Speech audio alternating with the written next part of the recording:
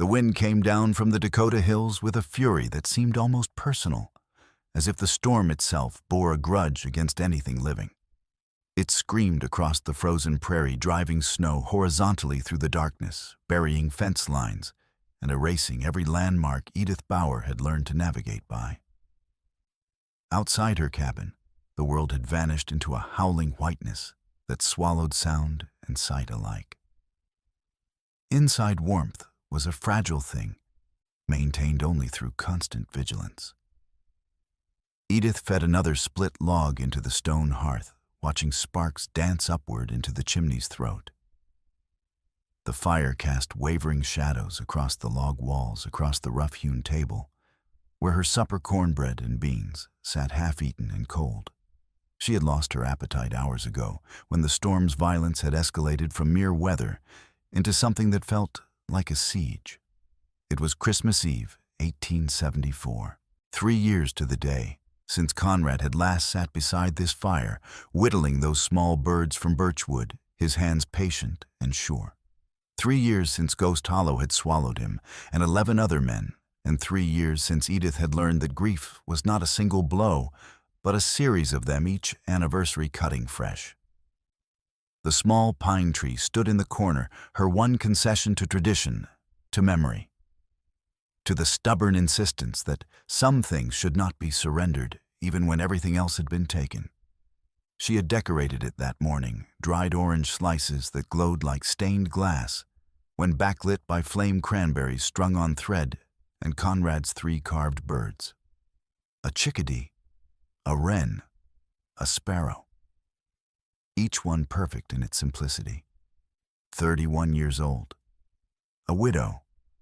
Alone on the frontier's edge where the nearest neighbor lived a full mile distant and might as well have been 100 miles away for all the help they could offer when trouble came. And trouble, Edith knew, was always coming. The wind threw itself against the door with such force that the latch rattled. Edith stood wrapping Conrad's wool coat, still smelling faintly of him of tobacco and sawdust, around her shoulders. She needed more firewood from the pile outside, though the thought of opening that door into the storm's teeth made her hesitate. She had just lifted the latch when the door exploded inward. Snow and wind roared into the cabin with such violence that Edith stumbled backward, throwing up one arm to shield her face. Through the swirling whiteness, she saw them 2 figures dark against the pale fury of the blizzard.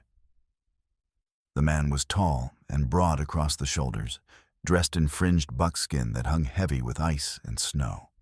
A heavy buffalo robe and thick woolen blanket covered his chest and shoulders, the practical protection of a man who had ridden through many Dakota winters. His hair fell long and black past his shoulders, thick with frost, with only 2 small eagle feathers braided close to his ear, their tips stiff with ice as they swept back from his brow. His face was all angles, high cheekbones, a strong jaw, eyes that held wariness and exhaustion in equal measure. Beside him stood a child, a girl no more than 7 or 8 years old, with 2 thick braids that hung stiff as frozen rope. She wore a doeskin dress beneath a blanket that had been wrapped around her small shoulders, and her feet were bound in moccasins already crusted white with snow. But it was her face that caught Edith's breath. Those dark eyes, enormous in a face pinched with cold, were not looking at Edith at all. The child was staring past her, into the cabin's warmth, at the small glowing tree in the corner. The man's gaze met Edith's. He did not smile. He did not plead. He simply looked at her with an expression that conveyed both necessity and a kind of grim acceptance, as if he already knew what her answer would be, and had resigned himself to it. "The storm turned us from our path," he said. His English was clear, only slightly accented the words chosen with care. "My daughter, she is cold. We saw your light." Edith's heart hammered against her ribs. Her mind raced through the implications with the speed of long practice. This man was Lakota. There was a bounty on a Lakota warrior, $50 raised just last week to $75. The name whispered in Cedar Falls was Ohiteka, the one who moves like smoke, the cattle thief, the savage who murdered good white men. Edith did not know if this man was that Ohiteka, but she knew that if she sheltered him, she would be marked. Harry Kincaid controlled this valley with an iron fist, wrapped in the veneer of respectability. He owned the largest ranch, held mortgages on half the businesses in town, and most critically controlled every line of communication that ran in or out of Cedar Falls. His nephew ran the telegraph office. His cousin drove the mail coach. Any letter Edith might try to send to the U.S. Marshal in Tin Cup, any telegram pleading for help or justice, would pass through Kincaid's hands first. He would read it, crumple it, burn it, and no one would ever know she had tried. She was alone here. Truly alone. And the man standing in her doorway with snow melting into dark patches on his buckskin and exhaustion carved into every line of his face was asking her to make a choice that could cost her everything. Then the child moved. The girl took one tentative step forward, her gaze still fixed on the Christmas tree. Her small hand reached out, fingers trembling, whether from cold or wonder Edith could not tell, toward the nearest orange slice. The firelight passed through the dried fruit, making it glow like a tiny sun, and the child's breath caught audibly.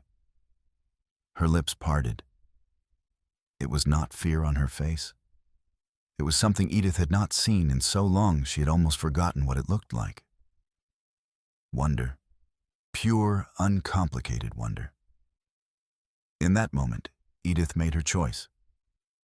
"Come in," she said, stepping back and pulling the door wide despite the wind's protest. "Quickly, both of you." The man moved first, his hand settling on the girl's shoulder to guide her over the threshold. The moment they were clear, Edith threw her weight against the door, forcing it shut against the gale, and dropped the heavy wooden bolt into place. The sudden silence, relative silence, for the wind still howled outside, felt almost shocking. When Edith turned, the girl had already crossed the room. She stood before the tree, her small body rigid, with a kind of reverent stillness. Her hand hovered near one of the orange slices, but did not quite touch, as if she feared the beautiful thing might shatter under her fingers. The man, Ohiteka, if that was truly his name, watched his daughter with an expression that made Edith's chest tighten. It was unguarded in a way his earlier wariness had not been. Pain and love and a fierce, hopeless protectiveness all warred across his weathered features. From somewhere outside, muffled by the storm but unmistakable, came the crack of a rifle shot. Then another. Then silence. The child did not seem to hear. She was lost in her contemplation of the tree, of this strange and wondrous thing that had appeared in the wilderness like a promise that beauty could still exist in a brutal world. But Edith heard, and so did Ohiteka. Their eyes met across the small cabin, and in that shared glance was the understanding that the men of Cedar Falls were out there in the storm hunting, and they would not stop until they found what they sought, or until the storm buried them all. Edith had come to the Dakota Territory in the spring of 1871, with hope stitched into the seams of her traveling trunk and ambition carefully folded among her few good dresses. She and Conrad had seen the notice posted in a Milwaukee boarding house, black ink on cheap paper, promising honest work and fair wages at a silver mine called Ghost Hollow, 30 miles northeast of a settlement named Cedar Falls. "We can build something there," Conrad had said, his accent still thick with the German of their childhood. "Something that belongs to us." Edith, who had learned caution young and had been made more cautious still by their hard years in Milwaukee, had studied the notice with skepticism. But Conrad's eyes had held such certainty, such need to believe that their fortunes could change, that she had folded her doubts away and helped him pack. They had built the cabin themselves that first summer, cutting logs from the stand of cottonwoods along the creek and hauling them one by one. Conrad, who had trained as a carpenter in the old country before poverty had driven them across the ocean, had chinked the walls with clay and horsehair had built a sound roof that shed rain, and snow had crafted a door that hung true on its leather hinges. Edith had sewn flour sack curtains and had made soap from lye and lard. She had planted a kitchen garden and had learned which wild herbs could season their simple meals and which could bring down a fever. For 2 years they had lived simply and saved carefully. Conrad worked in the mine, descending each morning into the earth's dark throat and emerging each evening covered in rock dust, but with money in his pocket. Slowly, coin by coin, they had begun to believe the promise of that cheap paper notice. Then Ghost Hollow had collapsed. It had happened on a cold October morning in 1871. 12 men had gone down. Not one had come back up alive. The official report delivered by a mine inspector who collected his salary from the same investors who owned Ghost Hollow had blamed interference by hostile elements. Evidence of native sabotage, the report claimed. Disturbed equipment, tracks near the entrance that suggested deliberate malice. Edith had not believed it. The other widows had not believed it either. But belief, they learned, was a luxury afforded only to those who held power, and power in Cedar Falls was held by one man, Harry Kincaid. Kincaid had been the primary investor in Ghost Hollow. He owned the largest cattle ranch in the territory. He held mortgages on the general store, the blacksmith shop, the boarding house. His word carried the weight of law because the nearest actual law, a U.S. Marshal, sat 2 days hard ride away in Tin Cup, and by the time any complaint could reach him, Kincaid would have already shaped the story to his liking. The widows had received a pittance in compensation, barely enough to cover burial costs. Edith had sold Conrad's tools, his good winter coat, his pocket watch, all the small accumulations of their life together, to buy seed for spring planting. She had buried her husband in the churchyard, with only 5 words spoken over him by a circuit preacher who mangled the pronunciation of his German name. 2 months later, Kincaid had appeared at her door with a lawyer and a sheet of paper that claimed Conrad had died owing money. Equipment costs, supply advances, lodging fees at the mine. The debt, Kincaid explained with cold courtesy, now belonged to her. Edith had known it was a lie. Conrad had kept meticulous records, and his neat German script had noted every penny earned and every penny spent. He had owed no one, but Kincaid had papers signed by witnesses who worked for him. And Edith had only a ledger written in a language no one in Cedar Falls could read, and a widow's word which was worth less than the paper it might have been written on. Worse still, Kincaid controlled everything that moved in or out of Cedar Falls. His nephew Thomas Kincaid ran the telegraph office and read every message that came through. His cousin by marriage, Samuel Drucker, drove the twice-weekly mail coach and had been known to lose letters that contained complaints about Kincaid's business practices.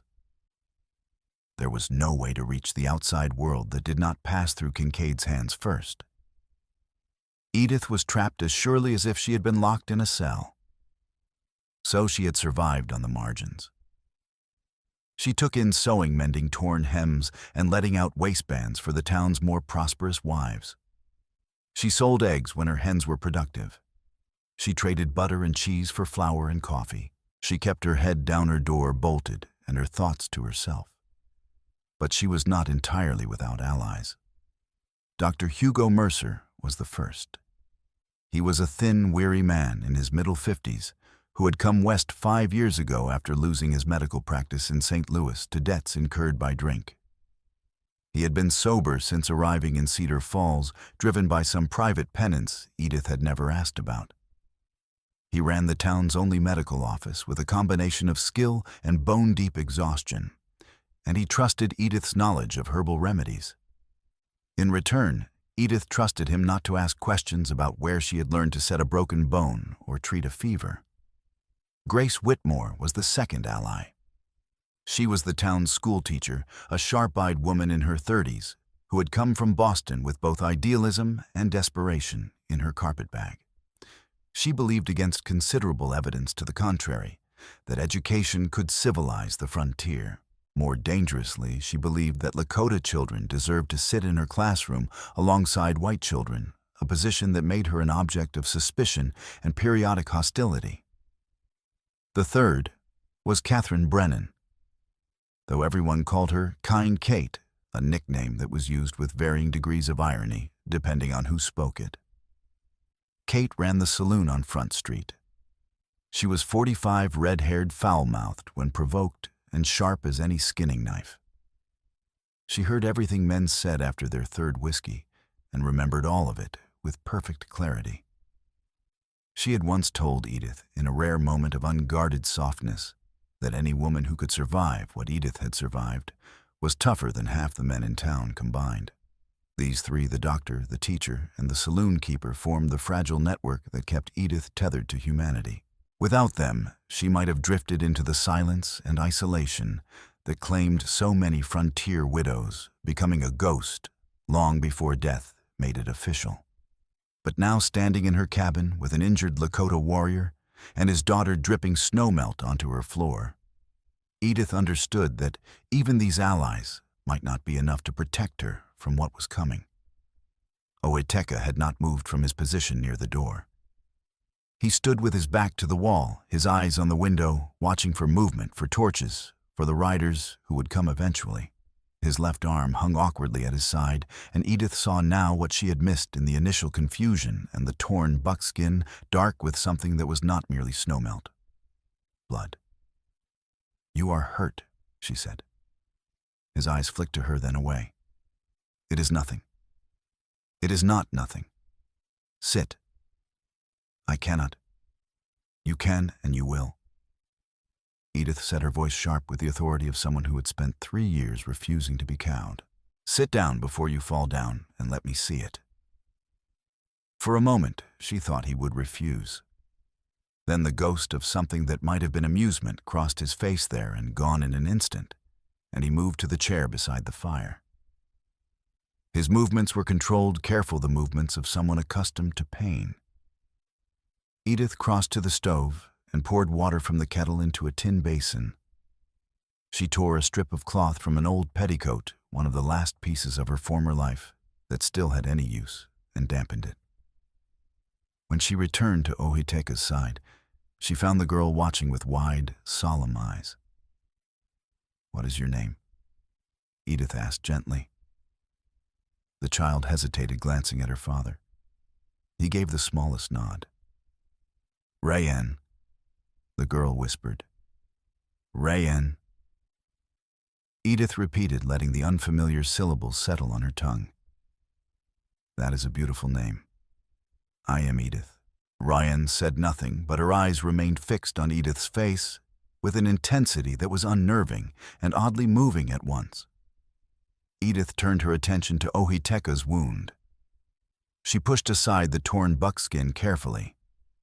The bullet had carved a shallow furrow along the outside of his upper arm, just below the shoulder joint.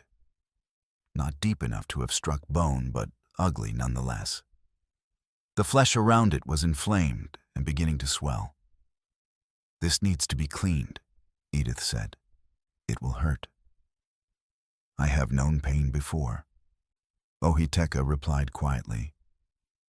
Edith began to work.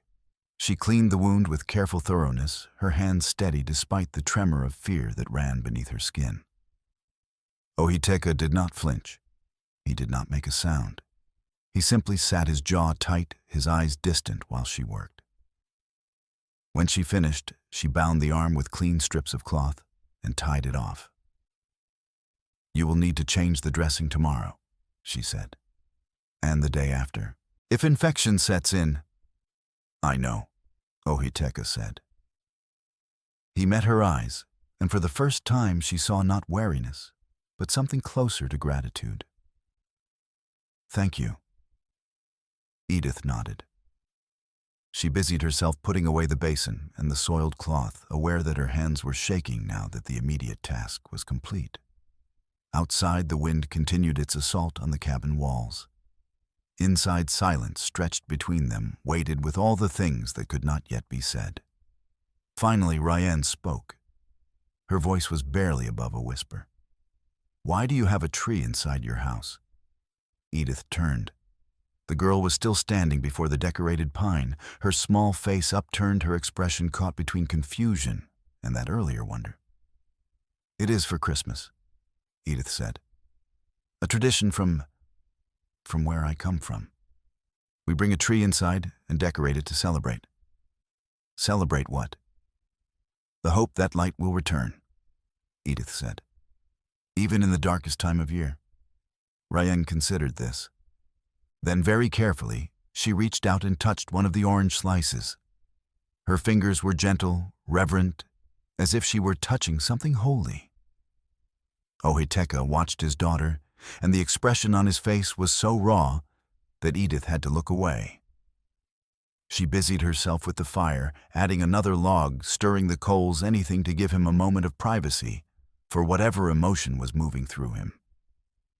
When she looked back, Ryan had settled onto the floor near the tree, cross-legged, her blanket pulled around her shoulders. Her eyes were already growing heavy. She has not slept in 2 days, Ohiteka said quietly. We have been moving. Running, Edith corrected gently. He nodded. From Harry Kincaid's men. Another nod. Did you steal his cattle? Edith asked. The question was blunt, but she needed to know. Ohiteka's eyes met hers. No. Then why does he hunt you? Because he needs someone to hunt, Ohiteka said. And we are convenient? The simplicity of it, the terrible, exhausting simplicity, hung in the air between them. From outside came the sound of hoofbeats, distant but growing closer. Ohiteka was on his feet in an instant, his hand moving to the knife at his belt. Edith crossed to the window and peered through the gap in the curtain. 6 riders, dark shapes against the white landscape. Leading them was a figure she recognized, even at a distance, Harry Kincaid, on his big sorrel gelding. They are coming here, Edith said. Ohiteka's hand tightened on his knife. We will go, out the back. No, Edith said. She turned from the window, her decision made. You will stay, both of you, and I will handle this. They will search. Let them, Edith said. She crossed to Ryan and gently shook the child awake. Come, little one, quickly now, into the loft. She guided the drowsy girl to the ladder and helped her climb to the small sleeping space above. Ohiteka followed, moving with surprising silence for a man of his size. Edith spread a quilt over them both, tucking the edges carefully. Do not move, she whispered. Do not make a sound, no matter what you hear. Ryan's eyes were wide with fear, but she nodded. Edith climbed back down and pulled the ladder up behind her, leaning it against the wall as if it had not been used. She smoothed her skirts, tucked a strand of hair behind her ear, and crossed to the door just as the pounding began. She waited 3 heartbeats. Then she lifted the bolt and pulled the door open. Harry Kincaid stood on her threshold, snow gathering on the brim of his hat and the shoulders of his heavy fur coat. Behind him, 5 men sat on horseback, their faces shadowed, their rifles conspicuous across their saddles. Mrs. Bauer, Kincaid said. His voice was flat, businesslike, devoid of warmth. Cold night to be awake. I could say the same to you, Mr. Kincaid, Edith replied. She did not step aside to invite him in, but neither did she close the door. What brings you out in this storm? Hunting, Kincaid said. He studied her face with pale, unblinking eyes. We are looking for a man. Lakota. Dangerous. He is wanted for cattle theft and murder. You have not seen anyone matching that description. I have seen no one but my chickens all evening, Edith said evenly. And they are poor conversationalists. One of the men behind Kincaid, a young ranch hand named Billy Hutchins, snorted with barely suppressed laughter. Kincaid's head turned slightly, and the laughter died as if cut with a blade. Another man pushed forward. He was lean and wiry, with a scar running from temple to jaw that gave his face a permanent sneer. Edith had seen him before, drinking in Kate's saloon, winning at cards, with hands that moved just a little too quickly, to be entirely honest. "Name's Pete," he said. His voice was soft, almost gentle, which somehow made it more menacing. "Pete Garson. Some folks call me Poison Pete." "You know why?" "I do not," Edith said. "Got bit by a rattler once. Should have died. Didn't." He smiled, showing teeth that were surprisingly white in his weathered face. "Means I'm lucky, and I got a nose for when folks are lying to me." "Then your nose must be very tired," Edith said, "from all the lies you hear in Kate's saloon." For a moment, Pete's smile faltered. Then he laughed, a short barking sound. "She's got sand, Harry. I'll give her that." Kincaid's expression did not change. "We need to search your cabin, Mrs. Bauer." "Do you have a warrant?" "I do not need a warrant. I need cooperation, and I expect to receive it." It was not a request. Edith stepped aside. They entered like a small invasion force, Kincaid first, followed by Pete and Billy. The other three remained outside, holding the horses, blocking any escape. Edith stood by the open door, arms crossed, face composed, while they tore through her small home. They overturned the mattress. They rifled through her sewing basket, scattering spools of thread and packets of needles. They opened every cupboard, looked under the table, checked behind the woodpile. Billy climbed onto a chair and pushed open the loft door, peering into the darkness above. Edith's heart stopped. She watched, not daring to breathe, as Billy's head disappeared into the loft space. She heard him moving around, heard the rustle of quilts being shifted. "Please," she thought. "Please." Billy's head reappeared. He climbed down, shaking his head. Nothing up there but old blankets and mouse droppings. Edith's lungs resumed their function. Pete was standing by the stove, one hand resting on the butt of his revolver. His eyes were on the tin basin where Edith had cleaned Ohiteka's wound. A faint pink stain still colored the water.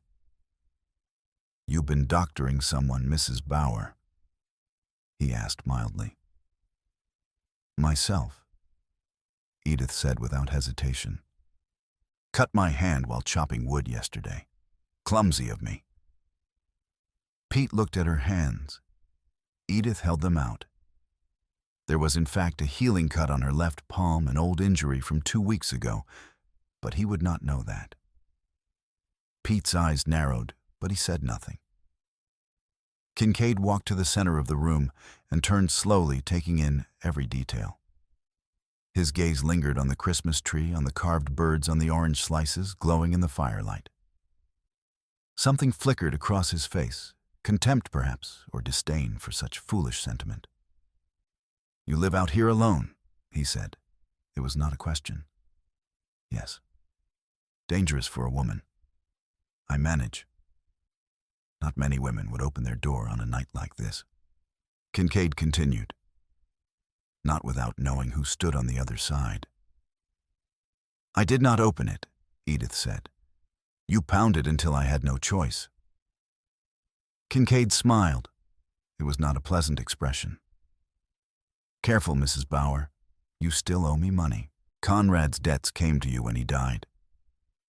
That gives me certain interests in your continued well-being. Interests that could be withdrawn if you become more trouble than you are worth." Edith met his eyes and did not flinch. "I have not forgotten the debt, Mr. Kincaid. Just as I have not forgotten that my husband kept perfect records and owed no one when he died." The temperature in the room seemed to drop. Kincaid's smile faded. For a long moment he simply stared at her, and Edith saw something cold and calculating move behind his eyes. Then he turned toward the door. "We are finished here, for now." Pete was the last to leave. He paused on the threshold and looked back at her. "See you around, Mrs. Bauer," he said softly. It sounded like a threat. Edith closed the door behind them and dropped the bolt. She stood there trembling now that the danger had passed, listening to the sound of hoofbeats fading into the storm. Only when silence had returned, relative silence, for the wind still raged, did she cross to the wall and pull the ladder back into place. She climbed quickly. Ohiteka and Ryan lay beneath the quilt exactly as she had left them. Ryan was asleep, exhausted beyond the ability to stay wakeful even in the face of danger. But Ohiteka's eyes were open, alert, his knife still clutched in his right hand. "They are gone?" Edith whispered. Ohiteka nodded. He did not release his grip on the knife. "You can come down now. You will be safe here. Tonight, at least." Slowly, Ohiteka moved. He gathered his sleeping daughter into his arms and climbed down the ladder one-handed, moving with a careful grace that belied his size and injury. He settled Ryan onto the narrow bed, covering her with the quilt, and stood for a moment, looking down at her. When he turned back to Edith, his expression was complex gratitude and wariness, and something else she could not quite name. "You did not have to do this," he said quietly. "You risk much." "I know," Edith said. "They will come back. When they do not find me elsewhere, they will come back, and they will suspect." "I know," Edith said again. "Then why?" Edith looked at the small girl sleeping by her fire at the Christmas tree with its fragile ornaments, at this warrior who had done nothing but seek shelter for his child. She thought of Conrad of Ghost Hollow, of all the lies that men like Kincaid built their empires upon. "Because someone should," she said simply, "and because I know what it means to be hunted by that man." Ohiteka studied her for a long moment. Then very slowly he nodded. Outside, the storm raged on. But inside the small cabin, for the first time in a very long time, Edith Bauer did not feel entirely alone. The blizzard lifted before dawn, leaving the world wrapped in a silence so profound it seemed almost unnatural. The sky cleared to reveal stars, like chips of ice scattered across black velvet. And the temperature plummeted so sharply that Edith could hear the cabin logs creaking as they contracted, could see her breath misting white in the air despite the fire's warmth. She had not slept. Neither had Ohiteka. They had taken turns watching the window, listening for the sound of returning riders, but the night had remained still except for the wind's gradual diminishment. Now, with the first pale hint of dawn touching the eastern horizon, Ohiteka rose from his position by the fire and crossed to where his daughter still slept. "We must go," he said quietly, before full light. Edith stood wrapping her shawl around her shoulders. "Where will you go?" "North, into the hills. There are places—" He paused, choosing his words carefully. "Places where the rock breaks the wind, where we can shelter." "For how long?" Ohiteka did not answer immediately.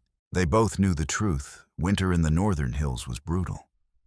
A man alone, properly equipped and with knowledge of the land, might survive it. A man with a child fleeing with nothing but what he could carry had considerably poorer odds.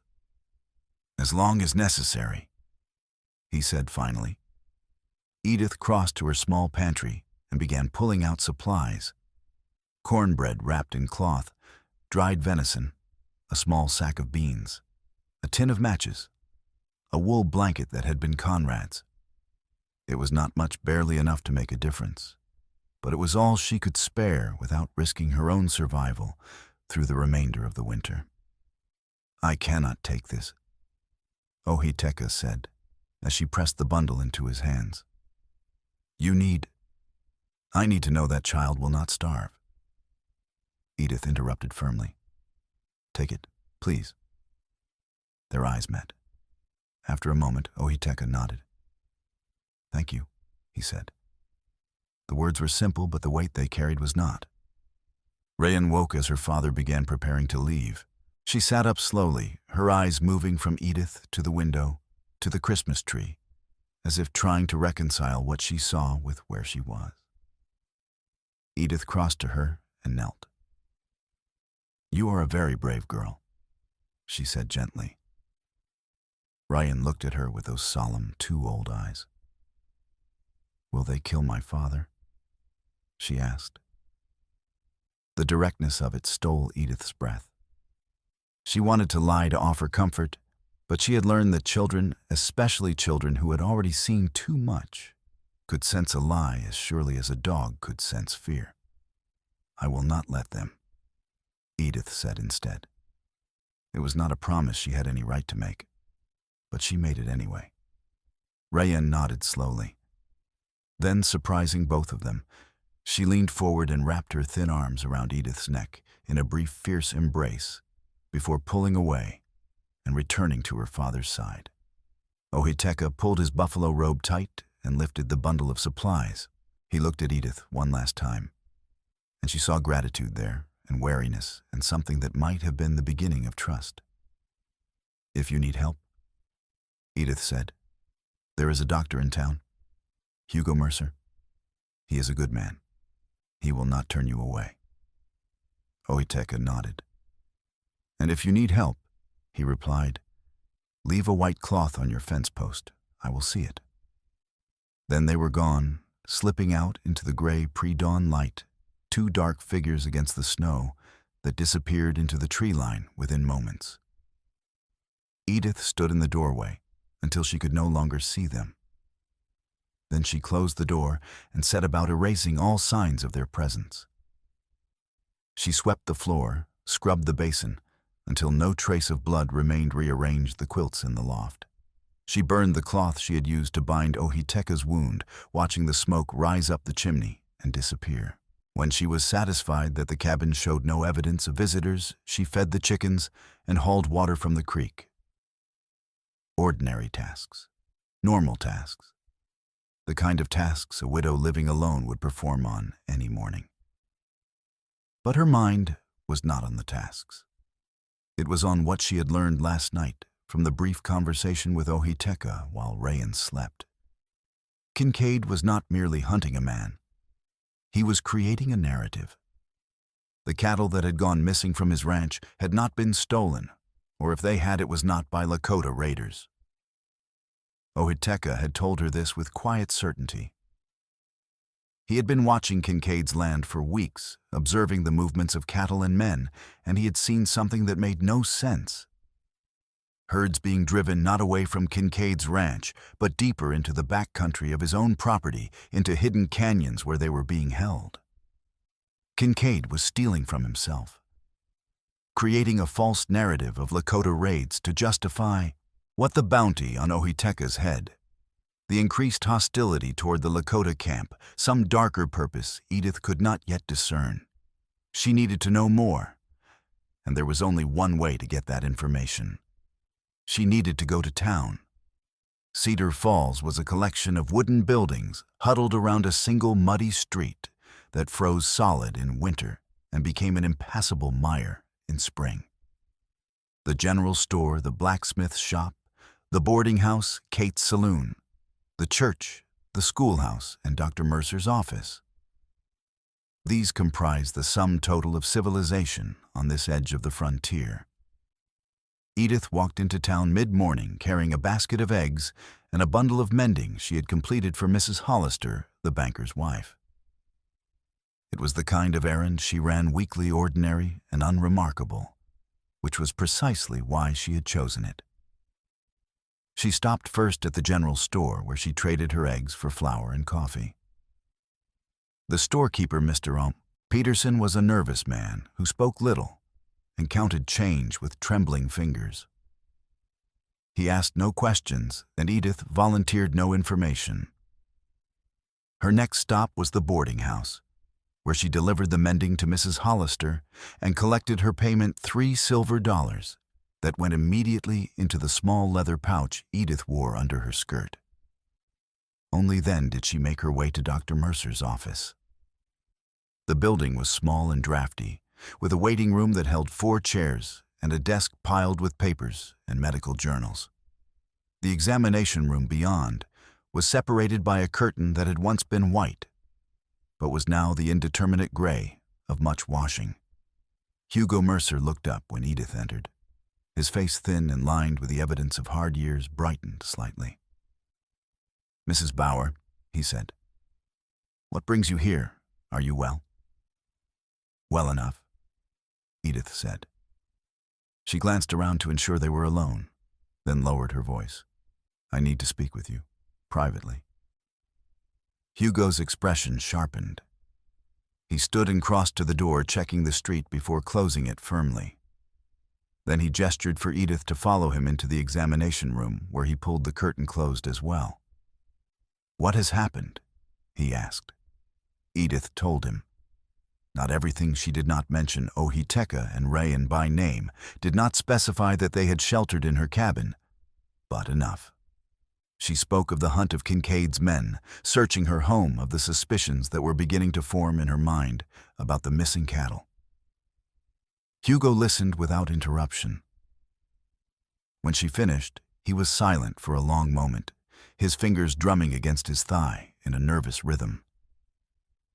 "I have been hearing things," he said finally. "From patients, men who work on Kincaid's ranch. They talk when they think I am not listening or when they are fevered and their defenses are down." "What do they say?" "That the cattle disappearances are strange, that they happen at odd times in ways that do not match normal rustling patterns, that Kincaid has been secretive about certain parts of his property, restricting access even to his own men." Hugo paused. "And there is something else. Something I have been investigating on my own." He crossed to his desk and pulled out a ledger, not his own, but one that looked official, bound in leather and marked with ink stamps. "A patient gave me this," Hugo said. "A ranch hand who broke his leg in a fall. He asked me to check his pay records because he suspected Kincaid was shorting him. And when I looked..." He opened the ledger and turned it so Edith could see. "Look at these names." Edith's breath caught. She knew some of these names. Conrad Bauer, Otto Krieg, Johann Schmidt, men who had died in the Ghost Hollow collapse, men who had been buried 3 years ago. Yet according to this ledger, they were still drawing wages, month after month, regular as clockwork payments listed beside their names. "Ghost wages," Hugo said quietly. "Kincaid is claiming that these men still work for him, collecting their pay from the investors in Ghost Hollow and pocketing the difference. If he is doing this with the mine payroll, he is doing it elsewhere," Edith finished. "Ranch hands, suppliers, anyone he thinks will not be checked."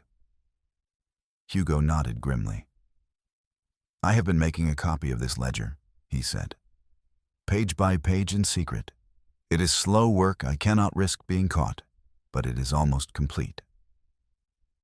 "What will you do with it?" "Take it to the U.S. Marshal in Tin Cup. Present it as evidence of fraud. If I can prove Kincaid has been stealing from the Ghost Hollow investors, they will withdraw their support.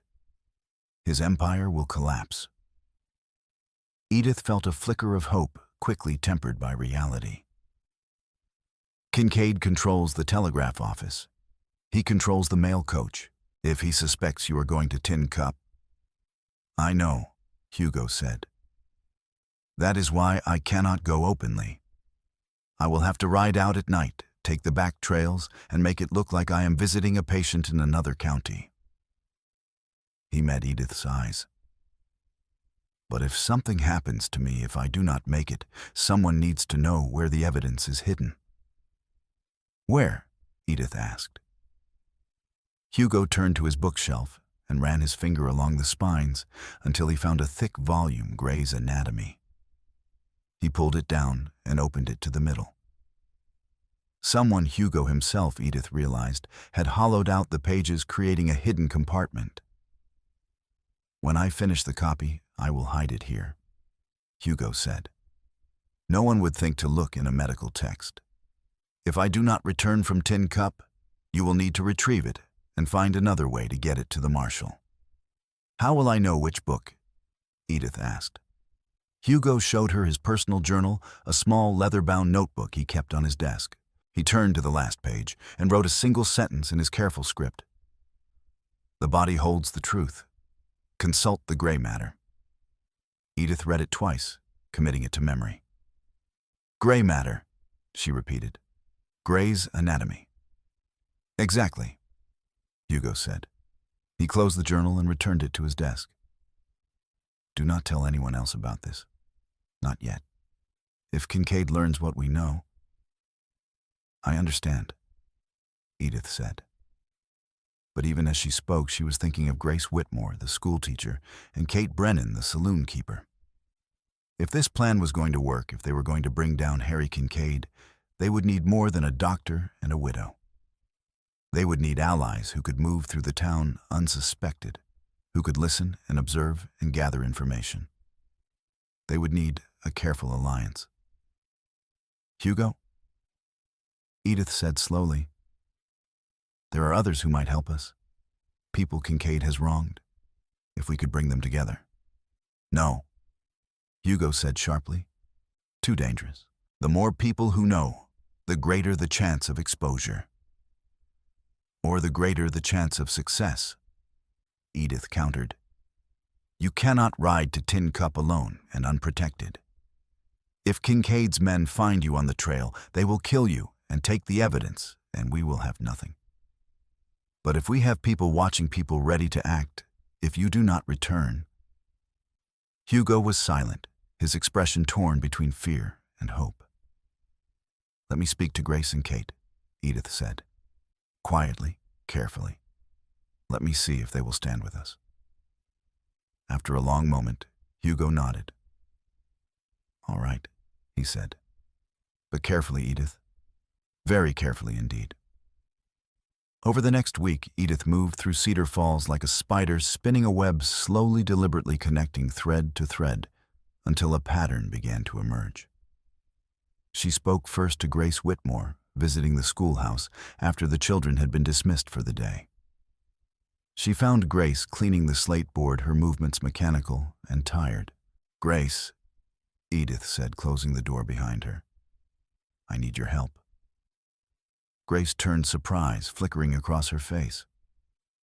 My help with what? Edith told her. She spoke of the ghost wages, of Hugo's plan to ride to Tin Cup, of the need for people who could watch and listen and act if necessary. Grace listened in silence.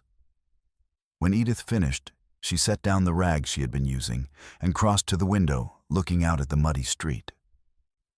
You are asking me to commit treason against the most powerful man in the territory, she said quietly.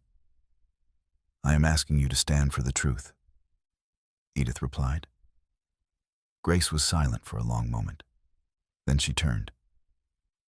I have a condition, she said. If we do this, if we bring Kincaid down, the Lakota families must be protected. No more bounties, no more hunting. They must be allowed to live in peace. Agreed, Edith said without hesitation. Grace smiled faintly. Then I am with you. Kate Brennan required less persuasion. When Edith explained the situation in the back room of the saloon, Kate simply poured 2 glasses of whiskey down hers in a single swallow and said, When do we start? Hugo needs time to finish copying the ledger, Edith said. A few more days. Then he rides for Tin Cup. And if he does not make it? Kate asked. Then we finish what he started, Edith said. One way or another. Kate nodded slowly. I know some men, she said. Ranch hands who have been cheated by Kincaid. Cowboys who are tired of taking orders from a man who treats them like animals. If we need muscle, I can get it. Not yet, Edith said. Not until we know for certain that we need it. For now we watch, we listen, and we wait. 3 days later, on a cold morning, when the sky was the color of old pewter, Dr. Hugo Mercer completed his copy of the ledger. He showed it to Edith that afternoon, the pages covered in his cramped handwriting, every name and number meticulously transcribed. I will leave tomorrow night, he said. After dark. I will tell the telegraph operator that I am riding to see a patient in the next county, old Mrs. Henderson, who has been ill with pneumonia. It is plausible enough that Kincaid should not suspect.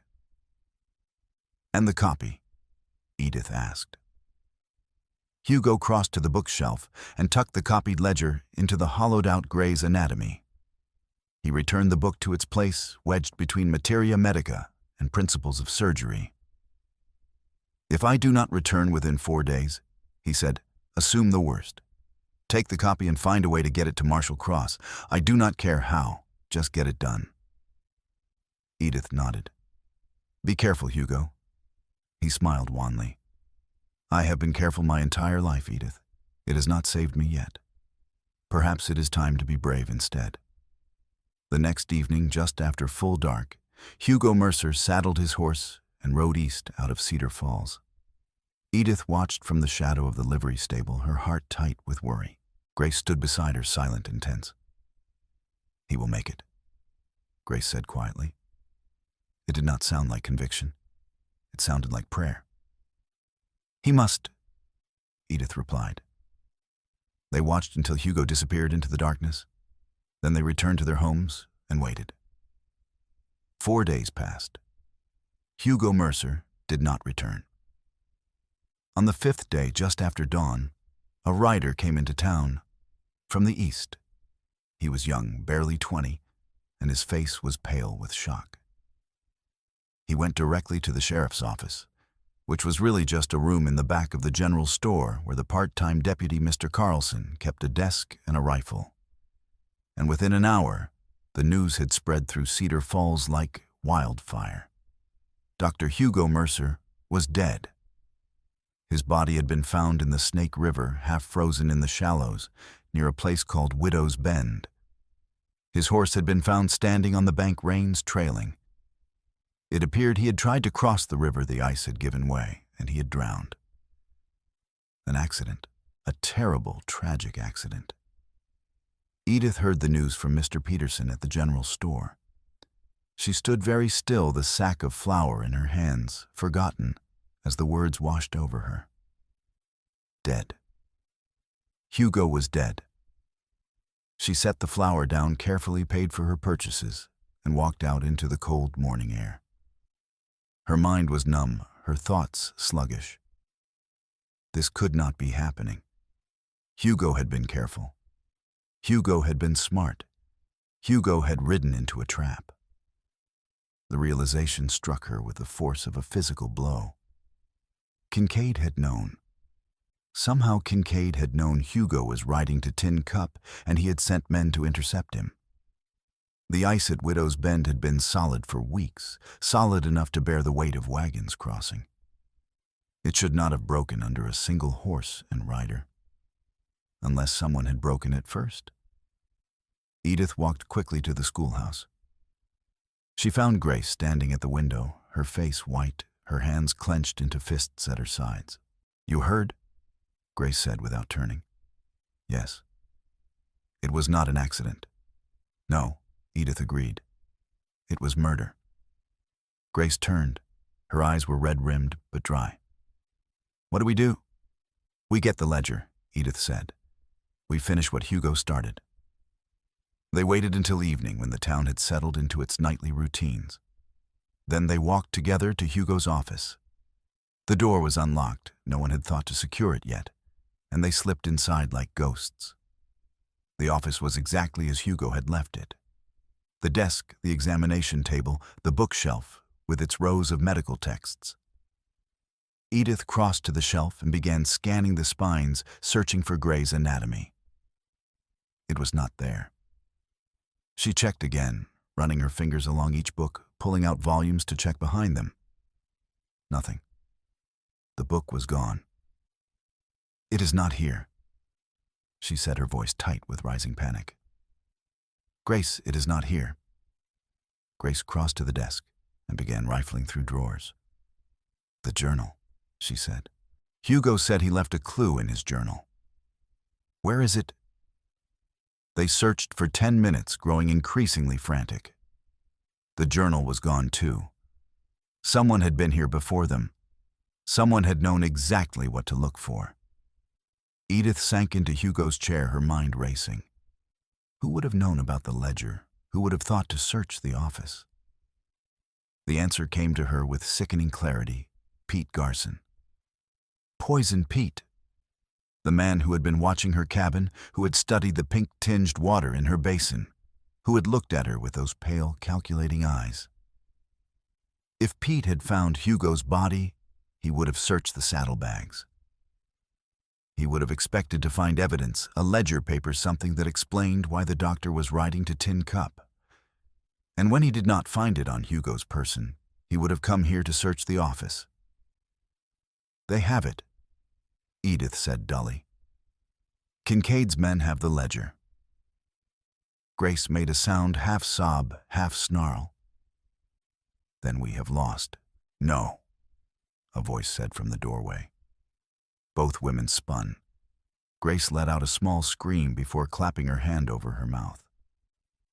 Ohiteka stood in the doorway, silent as smoke, with Rayen at his side. How long he had been there, how much he had heard, Edith could not guess. You have not lost, Ohiteka said quietly. Not yet. What do you mean? Edith asked, rising from the chair. I mean your friend the doctor, he did not ride to Tin Cup. Not directly. Edith's breath caught. You saw him. I followed him, Ohiteka said. After you told me he might be a friend, I watched his house. I saw him leave that night. I followed to make certain he reached safety. His expression darkened. But he did not go to Tin Cup. First he rode to the Snake River, to Widow's Bend. There is a homestead there, an old trapper's cabin abandoned. He went inside. He was there for perhaps half an hour. When he came out, he no longer carried his saddlebags. Edith's mind raced. He hid the ledger, she breathed. Hugo hid the real ledger at the cabin before continuing to Tin Cup. The saddlebags Kincaid's men found were empty or filled with decoys. Ohiteka nodded. After he left the cabin, he rode for the crossing. That is where they were waiting. 3 men. I saw them from the ridge. They had axes. They had broken the ice beforehand, covered the holes with fresh snow. When the doctor's horse stepped onto the weak ice, it gave way. Grace's hand flew to her mouth. They murdered him. Yes, Ohiteka said simply. One of them, a man with a scar, he pulled the body from the river. He searched it. He searched the saddlebags.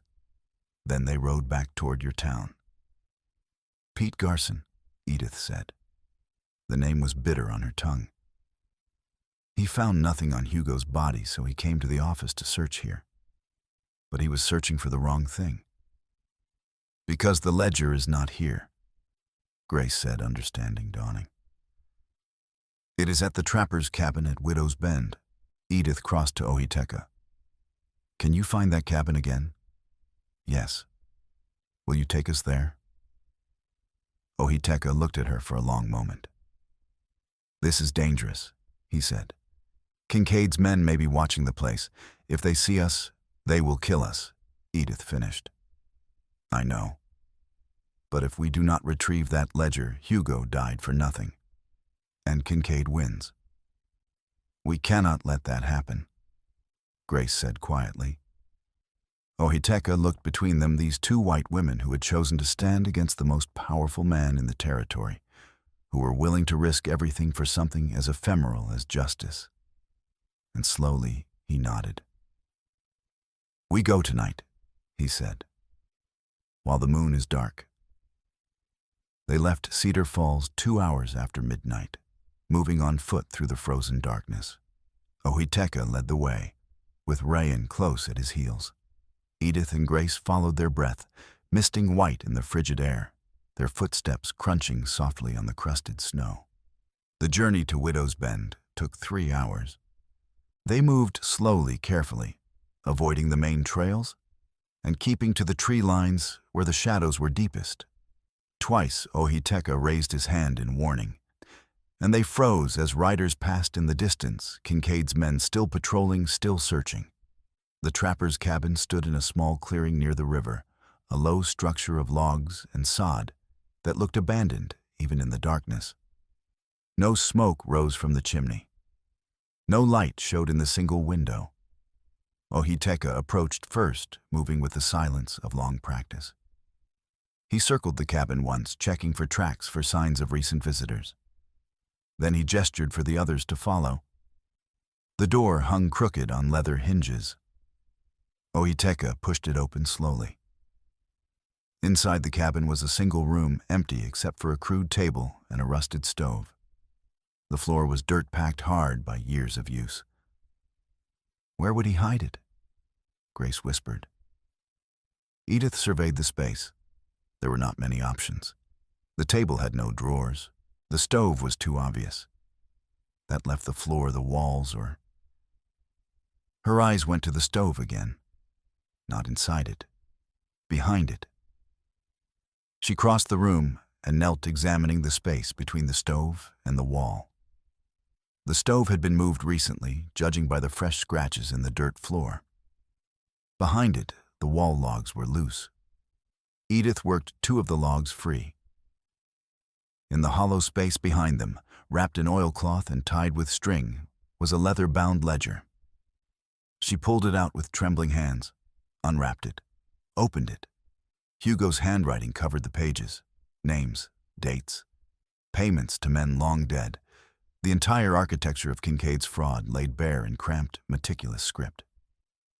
We have it, Edith breathed. We have the proof.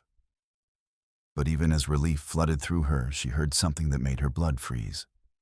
Hoofbeats, multiple horses, coming fast. Ohiteka was at the window in an instant. Riders, he said tersely. 6 of them. They know we are here. How? Grace demanded. But Edith already knew. Pete Garson. He must have been watching the office, watching to see if anyone came searching for the ledger. He must have followed them here. We run, Ohiteka said. Back to the trees, now. They fled. Out the back of the cabin, into the darkness, racing for the tree line 50 yards distant. Behind them, Edith heard shouts, heard horses being spurred to greater speed. They were not going to make it. Ohiteka must have reached the same conclusion. He thrust Ryan into Edith's arms. Take her, he said. Get to the trees. I will hold them. No. Edith protested, but Ohiteka was already turning his rifle, coming up to his shoulder. The first shot echoed across the clearing. One of the riders went down, clutching his shoulder. The others scattered, seeking cover. Go! Ohiteka shouted. Edith ran. She ran with Rayan clutched against her chest, the girl's thin arms locked around her neck. She ran with Grace at her side, and the ledger pressed against her ribs. She ran until her lungs burned and her legs trembled, until the trees swallowed them, and the sound of gunfire became distant and muffled. Only then did she stop gasping and set Ryan down. The girl's face was white with terror, but she did not cry. She simply looked back toward the clearing where her father had stayed behind to buy them time. He will come, Edith said, though she did not know if it was true. He will find us. Grace was bent double hands on her knees, breathing hard. What do we do now? She managed. Edith looked down at the ledger in her hands. Hugo had died to protect this. Ohiteka was risking his life to give them time to escape with it. She could not let those sacrifices be meaningless. We go back to Cedar Falls, she said, and we make Kincaid answer for what he has done. How? Grace asked. We still cannot reach the marshal. Kincaid controls the telegraph of the mail. Then we do not send word to the marshal, Edith said. A plan was forming in her mind, desperate and dangerous, but it was all she had.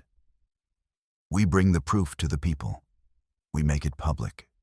We force Kincaid to defend himself in front of the entire town. That is insane, Grace said. He will have us killed before we get a word out. Not if we have allies, Edith replied. Not if we have people willing to stand with us. She thought of Kate Brennan, of the ranch hands Kate had mentioned, of all the people in Cedar Falls who had been wronged by Harry Kincaid and lacked only the courage or the evidence to speak. We have the truth, Edith said. Now we have to make them hear it. From the darkness behind them came a soft whistle, 2 notes low and clear.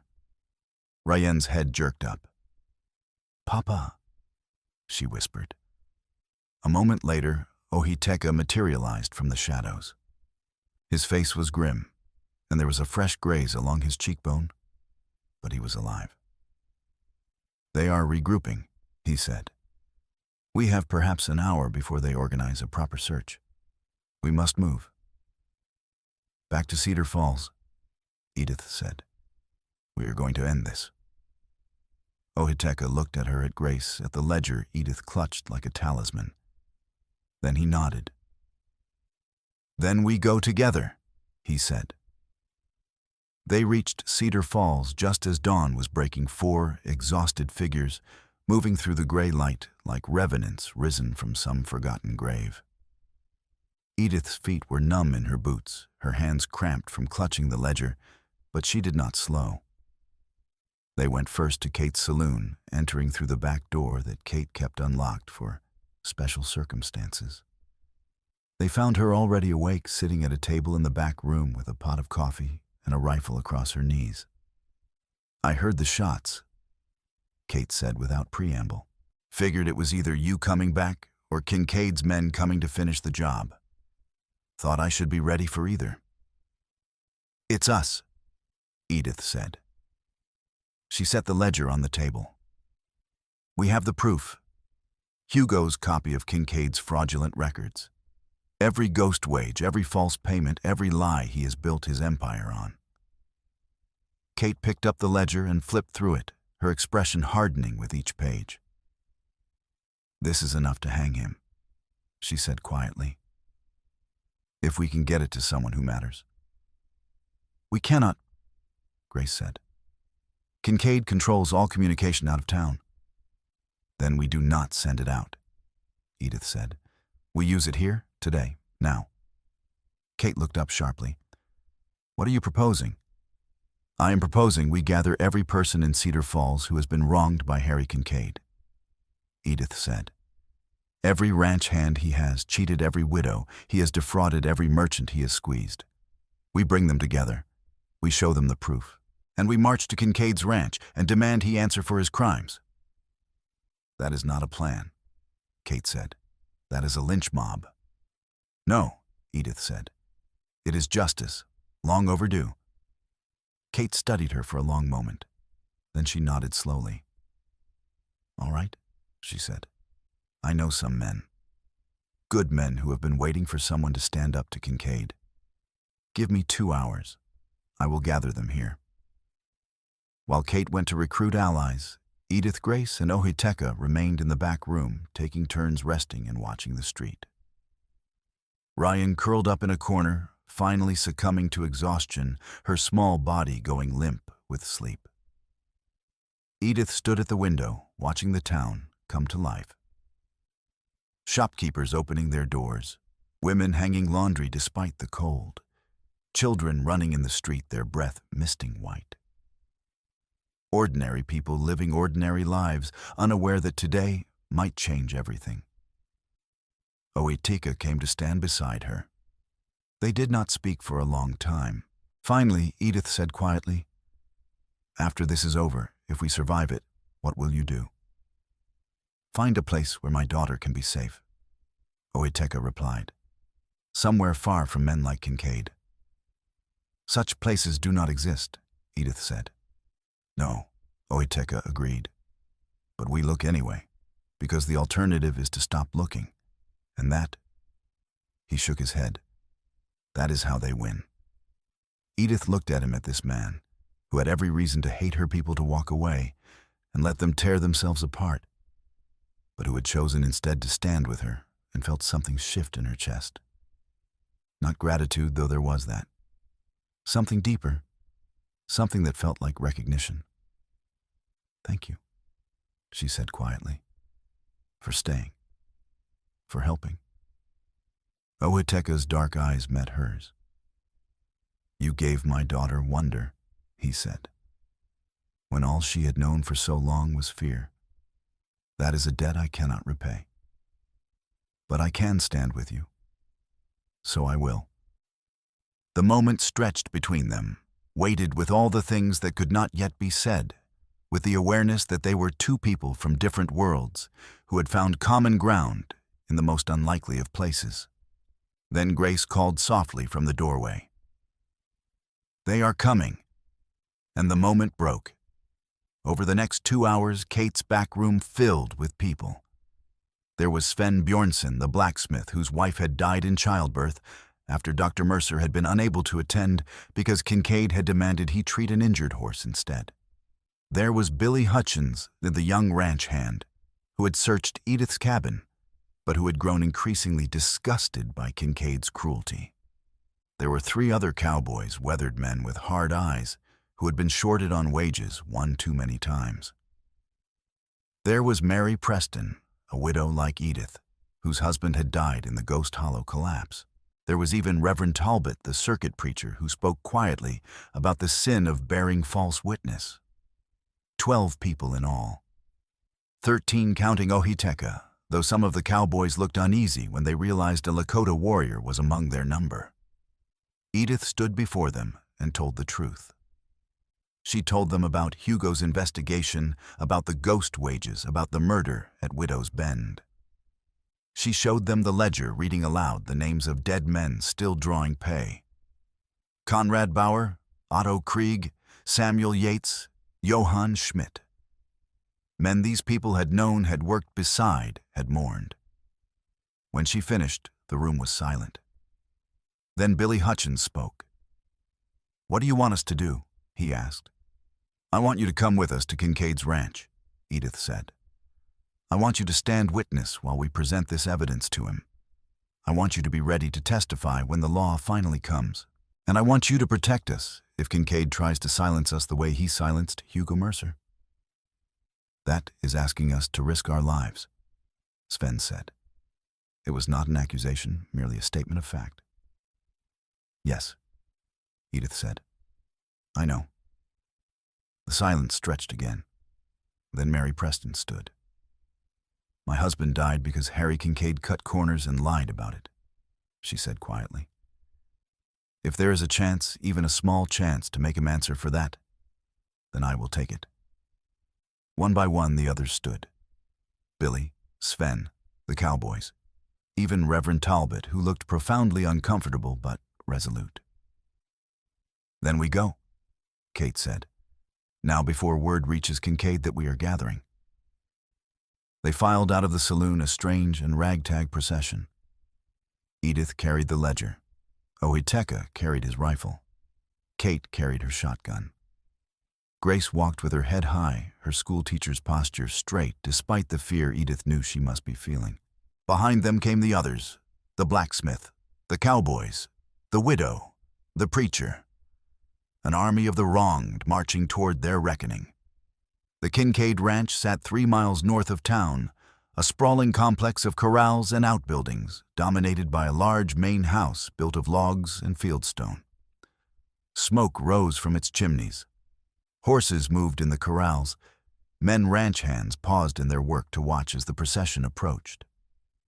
Harry Kincaid emerged from the main house as they entered the yard. He wore a heavy coat and a broad-brimmed hat, and his face showed more annoyance than concern. "What is this?" he demanded, his voice carrying across the yard. "Mrs. Bauer, have you taken to leading mobs now?" "Not a mob," Edith called back. "Witnesses." She walked forward until she stood 20 feet from Kincaid.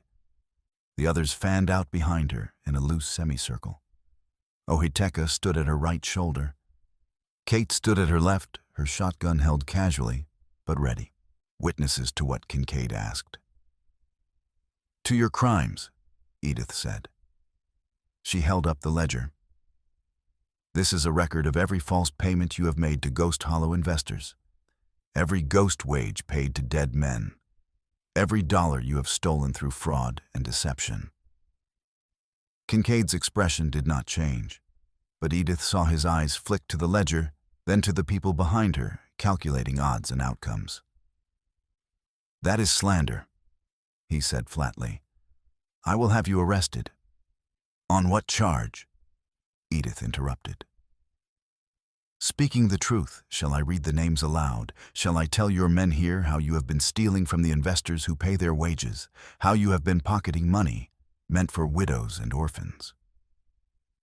A murmur ran through the ranch hands who had gathered to watch. Kincaid's jaw tightened. "Where did you get that book?" he asked quietly. "From Dr. Hugo Mercer," Edith said, "before your men murdered him at Widow's Bend." The murmur grew louder. Kincaid's hand moved toward the revolver at his hip. "Careful, Harry." Kate said, her voice lazy, but her shotgun suddenly pointed at his chest. "You draw that pistol, and this gets very messy, very fast." Kincaid froze. His eyes swept the assembled group, and for the first time, Edith saw something that might have been fear flicker across his face. "Pete," he called. "Garson, get out here." The door to the bunkhouse opened, and Poison Pete emerged along with 3 other hard-eyed men Edith recognized as the bounty hunters who had been searching for Ohiteka. They were armed, and they moved with the casual confidence of men accustomed to violence. "These people are trespassing," Kincaid said. "Remove them." Pete's hand went to his revolver, but before he could draw, Billy Hutchins stepped forward. "Pete," Billy said quietly. "Don't." Pete's eyes flicked to the young cowhand. "You picking sides, Billy?" "I am picking the truth," Billy said. "I have been working this ranch for 3 years. I have seen the things Mr. Kincaid does, the way he treats people, the way he lies." He looked at the other ranch hands. "You have all seen it too? Are we going to keep pretending we have not?" A long silence. Then one of the older hands, a grizzled man named Tom Sawyer, spat into the dirt and stepped forward to stand beside Billy. "Kid's right," Tom said. "I am tired of looking the other way." 2 more hands joined them, then another. Within moments, half of Kincaid's own workforce had aligned themselves with Edith's group. Pete looked at Kincaid, waiting for orders. But Kincaid was staring at his men, at the open rebellion on their faces, and the calculation in his eyes had shifted to something colder and more desperate. "You are all fired," he said flatly. "Get off my land." "It is not your land much longer," Grace said, speaking for the first time. "When the U.S. Marshal sees that ledger, you will lose everything. The ranch, the mine investments, all of it. You will be lucky if you only go to prison." Kincaid's face twisted. "You stupid women," he snarled. "You think you can destroy me. I own this valley. I own the telegraph office, the mail routes, every line of communication, in or out of Cedar Falls. You cannot reach the marshal. You cannot—" Actually, a new voice said, calm and authoritative, "They already have." Everyone turned. A man stepped out from behind one of the outbuildings, a tall figure in a long coat with a tin star pinned to his vest. His face was weathered and hard, his eyes the color of winter sky. U.S. Marshal Nehemiah Cross. Edith's breath caught. "How?" "Mrs. Brennan sent a rider 3 days ago," Cross said, nodding to Kate. "Young fellow used to work as a scout. He knew the back trails, the ones your telegraph operator does not watch, Mr. Kincaid. He reached Tin Cup with Mrs. Brennan's message about Dr. Mercer's investigation, and I came as fast as I could." He crossed the yard, his boots crunching on frozen ground. "I have been watching this ranch for 2 days now, gathering evidence. and what I have seen combined with what Mrs. Bauer has in that ledger is more than enough to place you under arrest." Kincaid took a step back. "You have no authority." "I have all the authority I need," Cross said. "Harry Kincaid, you are under arrest for fraud, embezzlement, and conspiracy to commit murder. You have the right to remain silent, though I suspect you will want to talk to a lawyer. A good one." For a moment, Edith thought Kincaid might resist. His hand twitched toward his gun. Pete Garson shifted his weight, clearly considering his options. Then Kate cocked her shotgun, the sound impossibly loud in the tense silence. And Pete's hands very slowly moved away from his weapons. "Smart choice," Kate said. Marshal Cross produced a set of iron manacles and snapped them around Kincaid's wrists. The metallic click of the locks closing sounded like finality, like justice, like an ending 3 years in the making. Kincaid looked at Edith, and there was something ugly in his eyes, hatred and disbelief in equal measure. "You have destroyed me," he said quietly. "No," Edith replied. "You destroyed yourself. I simply made sure everyone knew it." Cross led Kincaid toward his horse. Pete Garson and the other bounty hunters were also placed in restraints accessories to murder, Cross said, for their role in Hugo Mercer's death. As the prisoners were mounted on horses and prepared for the journey to Tin Cup, Cross turned to Edith. "You took a considerable risk," he said, "confronting him here in the open with only a handful of allies. If I had not been watching, if Mrs. Brennan's rider had not reached me in time, this could have ended very badly." "I know," Edith said. "But we could not wait. Every day Kincaid remained free was another day he could hurt someone else." Cross nodded slowly. "For what it is worth," he said, "you did well, all of you." His gaze moved to Ohiteka, standing silent and watchful at the edge of the group. "I will see to it that the bounty on your head is rescinded.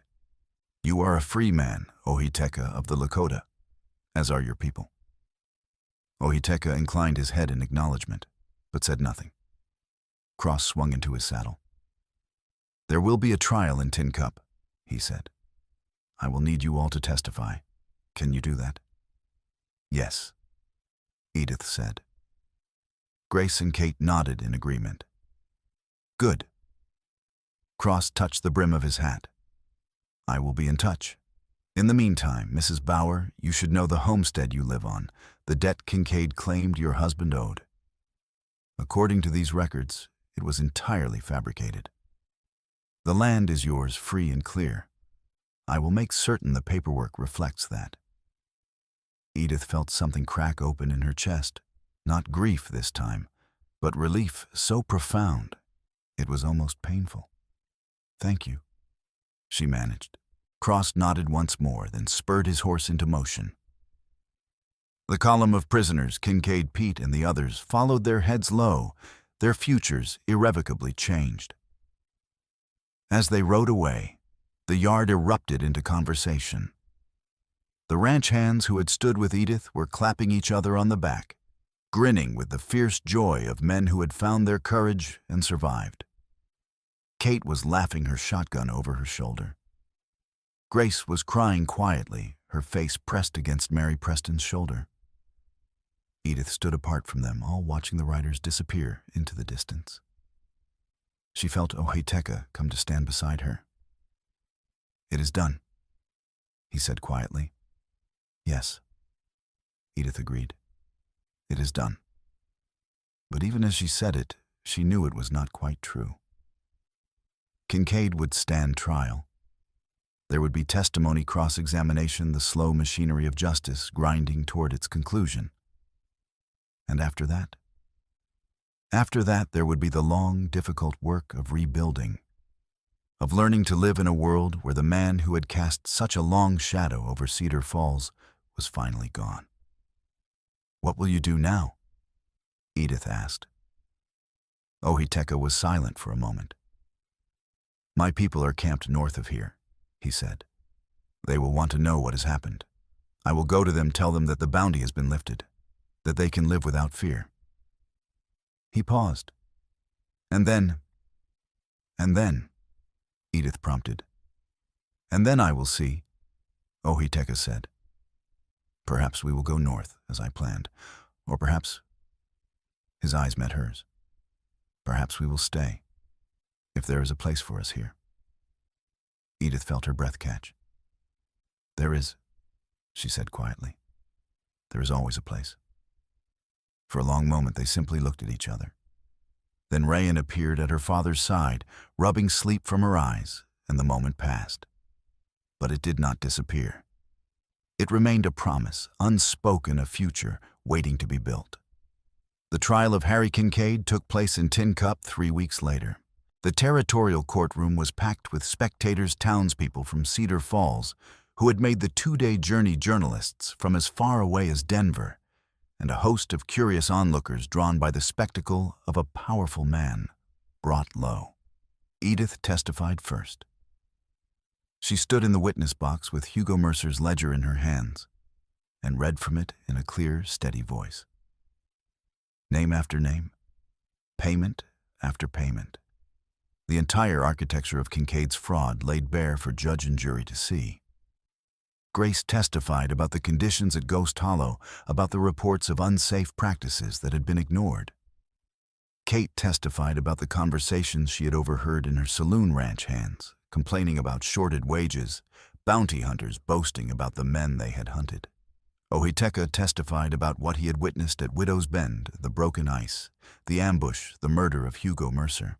His testimony was damning. And the defense attorney's attempts to discredit him as a hostile savage backfired spectacularly when Marshal Cross took the stand and confirmed every detail of Ohiteka's account. The trial lasted 4 days. The jury deliberated for less than 2 hours. Guilty on all counts.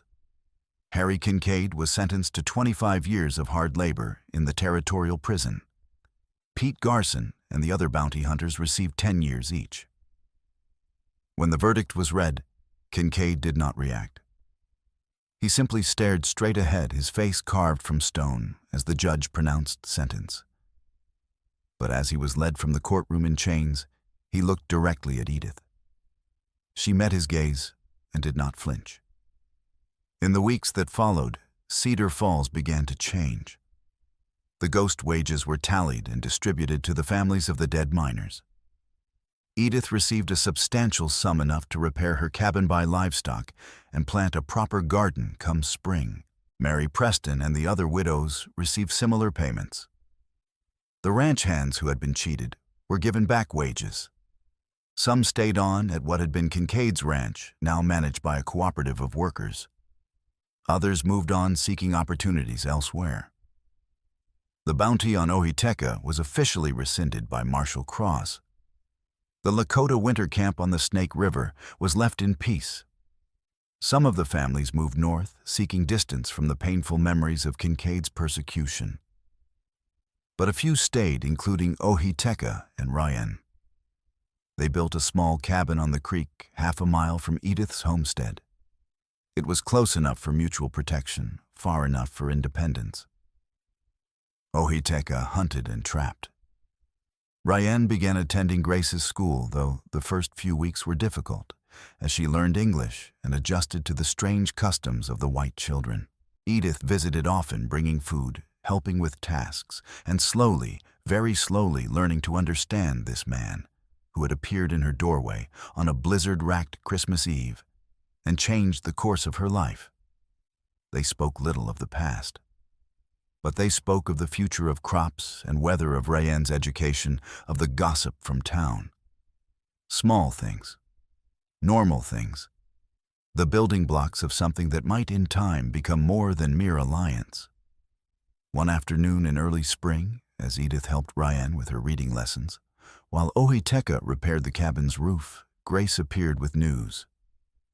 "Marshal Cross has appointed a new deputy for Cedar Falls," she said. "Someone local, someone who understands the territory. He has asked if Billy Hutchins would accept the position." Billy? Edith blinked in surprise. He is barely 20 years old. 22? Grace corrected. And he has integrity, which is more than the last deputy had. He has accepted. Cedar Falls will have real law now, not Kincaid's law. It was a small thing. But small things, Edith had learned, were how you rebuilt a world. The winter of 1875 came hard and cold, but it did not bring the same fear that previous winters had carried. Edith stood in her cabin on Christmas Eve, exactly 1 year since Ohiteka and Ryan had appeared at her door and prepared for guests. The cabin was warm. The fire crackled in the hearth, and in the corner stood the same small pine tree, decorated once again with dried oranges and cranberries and Conrad's carved birds. But this year, there were new ornaments as well. Ryan had made them small figures, woven from prairie grass, shaped into animals and stars. Ohiteka had carved 3 additional birds to join Conrad's 3, and they perched on the branches together, a family of 6, each one distinct, each one part of the whole. A knock came at the door. Edith opened it to find Ohiteka and Ryan standing on her threshold, snow dusting their hair just as it had 1 year ago. But this time, there was no fear in their eyes, no desperation, just warmth and anticipation. "Come in," Edith said, stepping back. "Quickly before you freeze." They entered, and Ryan immediately ran to the tree, her face lighting up with the same wonder Edith remembered from that first night. But now, instead of tentative touching, she reached out confidently and adjusted one of the grass ornaments that had gone askew. "There," she said, satisfied. "Now it is perfect." More knocks followed. Grace arrived, bringing bread and honey. Kate came with a bottle of wine she swore was for medicinal purposes only. Billy Hutchins arrived with Sven Bjornson and Tom Sawyer, the grizzled ranch hand, who had been one of the first to stand up to Kincaid. They crowded into the small cabin, filling it with voices and laughter and the smell of food and coffee. They ate together, a strange, cobbled-together family of misfits and survivors, and told stories of the year that had passed. As the evening wore on and the others began to leave, drifting back to their own homes through the cold and dark, only Ohiteka and Ryan remained. Ryan had fallen asleep by the fire, her head pillowed on her arm. Ohiteka sat beside her, watching her with the same fierce protectiveness Edith had seen that first night. Edith came to sit across from him. Between them, the fire crackled and hissed. Outside, the winter wind sang its old familiar song. 1 year, Ohiteka said quietly. "It seems both longer and shorter than it should." "Yes," Edith agreed. "When I came to your door that night," Ohiteka continued, "I did not think we would survive the week. I thought Kincaid's men would find us, or the cold would take us, or—" He trailed off, shaking his head. "I did not think we would be here. Like this." "Neither did I," Edith admitted. "I thought I was condemning myself to death by opening that door. But I could not turn you away. Not after I saw Rayan's face when she looked at the tree." Ohiteka smiled faintly. She still speaks of that first night. She says it was the moment she remembered that beautiful things exist, that not everything in the world is hard and cold and cruel. "She is wise, your daughter," Edith said. "She has had to be," Ohiteka replied. His expression sobered. "Too many of our children have had to be wise too soon, have had to see things no child should see." He looked at Edith. "But perhaps that is changing, slowly, because of what you did, what we did." "It is not finished," Edith said. "There will be others like Kincaid. There will always be men who seek power by crushing those beneath them." "Yes," Ohiteka agreed. "But now there are also people who will stand against them. That is what we built this year, Edith. not just justice for what was done to us, but a foundation for the future. A foundation for children like Ryan to stand on. Edith felt something tighten in her chest. She looked at this man, this warrior, this father, this ally who had become something more, without either of them quite naming what that something was, and saw in his eyes a reflection of her own hope and fear and cautious, fragile optimism. "Will you stay?" she asked quietly. "Here in Cedar Falls, or will you go north, as you once planned?" Ohiteka did not answer immediately. He looked at his sleeping daughter, at the glowing tree, at Edith herself. When he finally spoke, his voice was low and careful, as if he were testing the weight of the words before releasing them. "I think," he said, "that we have already found the place we were searching for." Edith's breath caught. "Are you certain the people here, not all of them, have changed? There will still be those who look at you and see only an enemy." "I know," Ohiteka said, "but there are also those who look at us and see allies, see friends, see—" He paused, his dark eyes holding hers. "See family." The word hung in the air between them, heavy with implication and promise. "Yes," Edith said softly. "Family." They sat in silence for a while longer, watching the fire burn down to embers. Finally, Ohiteka rose and gently lifted his sleeping daughter into his arms. He carried her to the door, then paused and looked back. "Thank you," he said, "for opening the door 1 year ago tonight." "Thank you," Edith replied, "for knocking." He smiled, a real smile, this time warm and genuine, and stepped out into the night. Edith closed the door behind him and stood there for a long moment, her hand resting on the rough wood. Then she turned and looked at her cabin, at the tree Conrad had loved now, shared with ornaments from Ryan's hands, at the fire that had warmed 4 different people tonight, at the life she had somehow managed to build from the ruins of grief and injustice. On the small table by the window lay a letter. It had arrived 3 days ago, delivered by Marshal Cross himself. It was from the territorial governor's office, and it officially cleared Conrad's name. The investigation into the Ghost Hollow collapse had been reopened in the wake of Kincaid's trial, and the new findings were unambiguous. Sabotage had not caused the collapse. Kincaid's cost-cutting measures, the removed supports, the ignored safety warnings, had been the sole cause. Conrad had been right. He had tried to stop it. He had written letters, filed complaints, warned anyone who would listen. And he had been silenced for it. But he had not been forgotten. Edith picked up the letter and read it once more, her eyes tracing the official language that finally gave her husband the vindication he deserved. "We did it, Conrad," she whispered. "We made them hear the truth." She folded the letter carefully and placed it in the small wooden box where she kept Conrad's few remaining possessions, his pocket watch, his whittling knife, the letters he had written to her from the mine. Artifacts of a life cut short, but not meaningless. Never meaningless. She returned to the fire and sat down in the chair Conrad had built, looking at the Christmas tree and thinking of all the ghosts and dreams and promises that hung from its branches. 1 year ago, she had been alone.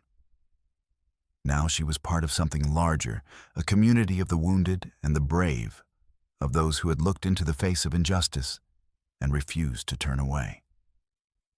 It was not a perfect world. It was not even a safe one. But it was a world where doors could be opened, where strangers could become family, and where Christmas trees could glow with the light of both memory and hope. Outside, the winter wind howled, but inside Edith Bauer was warm, and she was home.